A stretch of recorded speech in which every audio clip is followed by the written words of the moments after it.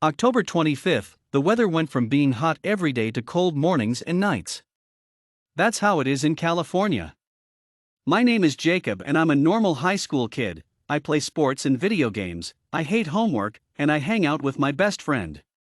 My best friend's name is Devin, but I call him Vaughn for short. Me and Vaughn have been friends since the first time we met in kindergarten. I don't really have any friends besides Vaughn because it has always been just me and him for as long as I can remember. We are now both 16 going on 17, we are juniors in high school, and we are at that age where we are no longer kids, but we aren't grown either, so it's hard to find things to do on weekends. Vaughn and I would usually spend the night at one of our houses and stay up all night playing video games and watching movies. This became a regular thing, so it was starting to get boring. Vaughn and I both agreed we needed to do something different this upcoming weekend. He told me he had an idea while we were on the phone last night and would tell me tomorrow at school. I wake up to birds chirping and sunlight hitting me right in my face. Getting up for school is always the worst part, but today is Friday, and I'm not gonna let anything ruin my day. I got in the shower and tried my best to hurry, because I always lose track of time. I get out and get some clothes on. I fix my hair and I brush my teeth. I never eat breakfast because I am always full when I wake up. I always walk to school because I live right next to my school. I get to school and just hover through my day. I haven't really paid attention in my classes, and I haven't talked to anyone. After my second period, it was time for lunch. I met Vaughn at our usual table, and he had the biggest smile on his face. His big idea was to spend the night in the graveyard in our neighborhood. I was super skeptical at first. I couldn't tell if he was joking or not. I didn't think it was a good idea, because Vaughn is always getting us into trouble. After a few minutes of Vaughn begging and convincing, I finally agreed. The plan was he would tell his mom he was coming to spend the night at my house, and I would tell my mom I was going to spend the night at Vaughn's house.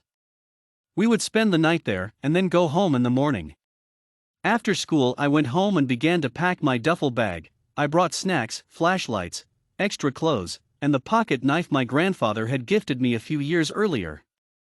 Since it was fall, the sun started to set around 5:30 p.m., and that's when I began to walk to the graveyard. Vaughn texted me to meet him at the front gate. I started to have second thoughts, but I continued to walk, and a few minutes later I saw Vaughn waving at me in front of the graveyard.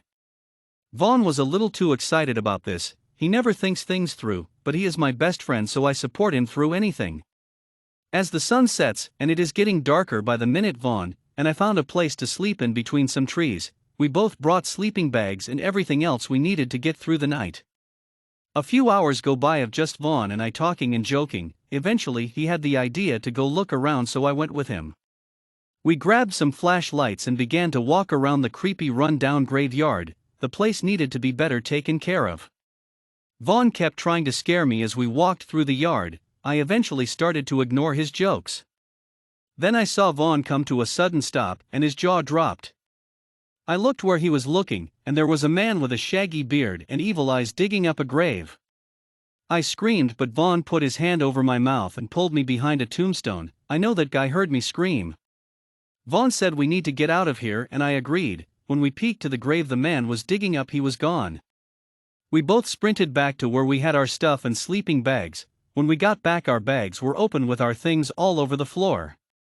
It looked like that man had made it there before us. We were both stuck, we didn't know what to do. We walked away from our stuff and tried to find somewhere safe to hide. Then I heard, "Hey you, stop," in the most deepest and raspiest voice I have ever heard. Vaughn and I froze in fear as the man walked towards us. We both let out a high-pitched squeal and ran. The man continued to pursue us, and we spent hours trying to run and hide from this man, praying he would leave us alone. We could not run home because we did not want the man to know where we live, and our parents would ask questions. Time went on and Vaughn and I were exhausted and scared for our lives. I was getting annoyed of running, so I knew it was time to fight back. We did not know what that man was capable of, so it was a risk, but I was always taught high risk, high reward. Vaughn and I looked around for things we could use. I found a big thick branch, and Vaughn picked up many decent-sized rocks. We hid behind tombstones waiting for the man to pop out. Soon enough he did. He walked slow and quiet with an evil look in his eye. My heart was beating out of my chest, and I could tell Vaughn was scared from his facial expressions. As soon as the man got close enough, I jumped out and hit him with the branch as hard as I could. Vaughn threw rocks at him, and we continued to beat on him until he got up and ran out of the graveyard. Me and Vaughn were close to tears because of how relieved we were. We spent our whole night running from a grave robber. Our night didn't turn out how we expected, but we both made it home safe, and this experience brought Vaughn and I closer. In the moment it was scary, but in the bigger picture it was the best 8 hours of my life.